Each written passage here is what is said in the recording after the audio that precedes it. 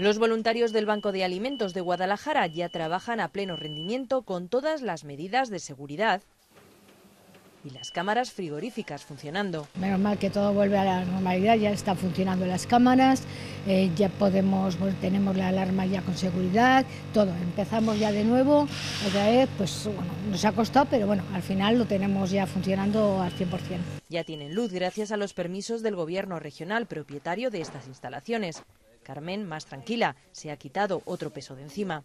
Con la tranquilidad que vamos a estar aquí, pues como mínimo 15 años, o sea, sin coste alguno de alquiler. Ahora se afanan en hacer los lotes de 100.000 kilos de comida con destino a 55 entidades.